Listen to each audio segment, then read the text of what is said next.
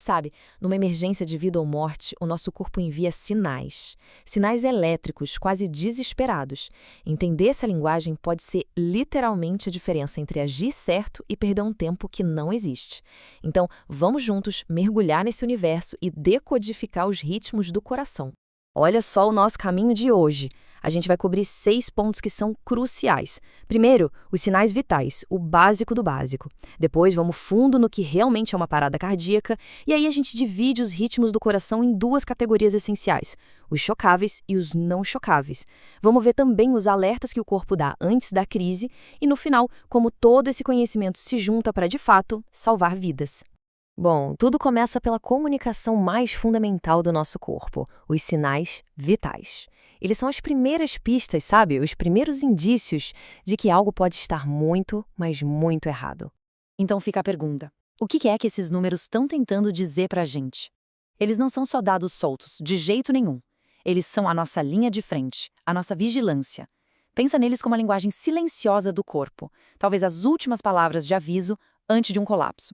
Os pilares da nossa atenção são bem claros: frequência cardíaca, frequência respiratória, pressão arterial, saturação de oxigênio e a temperatura. Mas olha, é nos desvios que o perigo se esconde.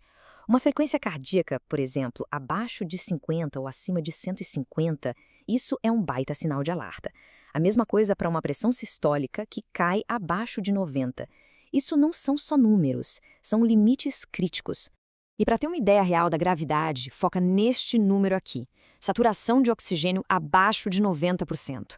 Um SpO2 nesse nível significa hipóxia grave. O corpo está literalmente sufocando por dentro, sem receber o oxigênio que precisa para sobreviver. Isso já não é mais um aviso, é um sinal de emergência imediata. Ok, agora a gente sai dos sinais mais gerais para mergulhar no evento mais específico e com certeza o mais temido de todos: a parada cardíaca, a emergência máxima. E aqui está o pulo do gato. Uma parada cardíaca não é simplesmente o coração que parou. É um evento elétrico.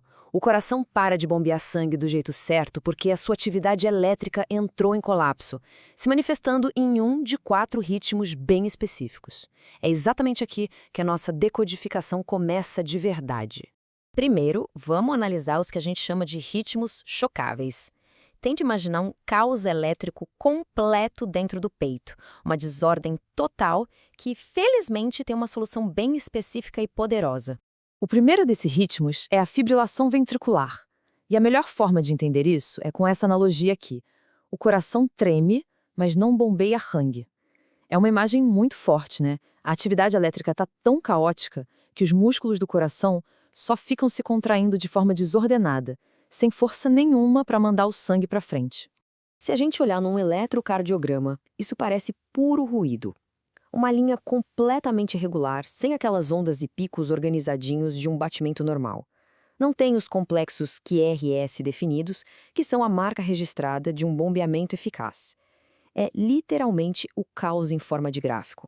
O segundo ritmo chocável é a taquicardia ventricular sem pulso. Nesse caso, o problema não é o caos, mas sim a velocidade absurda. O coração bate tão, mas tão rápido que as câmaras simplesmente não têm tempo de se encher de sangue entre um batimento e outro. O resultado final é o mesmo: nenhum sangue é bombeado para o corpo. E para esses 2 ritmos, a solução primária é o desfibrilador. Mas um ponto muito importante: ao contrário do que a gente vê nos filmes, o choque não serve para religar um coração que parou. A ideia é aplicar um choque elétrico controlado para resetar o caos, para zerar aquela bagunça elétrica e dar uma chance para o sistema natural do coração reassumir o controle.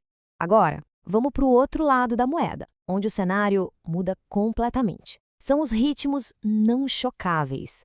Aqui, um choque elétrico não adianta nada, porque o problema não é o caos, o problema é uma falha total do sistema. Primeiro, a assistólia. Essa é a famosa linha reta, o flatline dos filmes. Significa que não existe absolutamente nenhuma atividade elétrica no coração. Tentar dar um choque aqui seria como tentar ligar um aparelho que está fora da tomada. É inútil.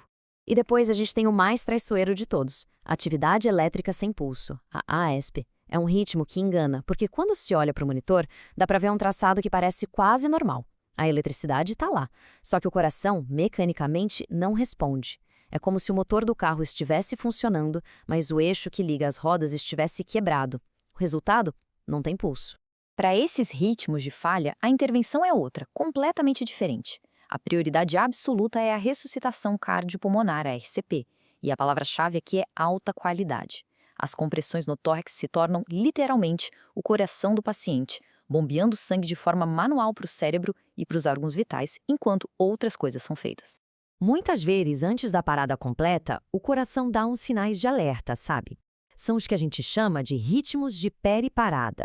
Existem principalmente dois: a bradicardia, que é um ritmo perigosamente lento, abaixo de 60 batimentos por minuto, podendo levar a desmaios, e a taquicardia, que é um ritmo rápido demais, acima de 100.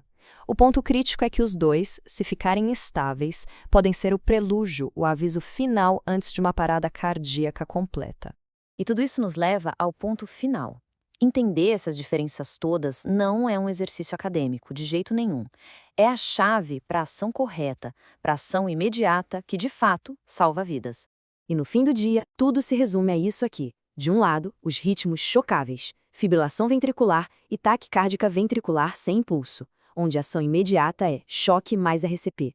Do outro lado, os não chocáveis, a sistolia e a ESP, onde a ação é RCP mais adrenalina. Duas situações, duas abordagens totalmente diferentes, e as duas absolutamente críticas.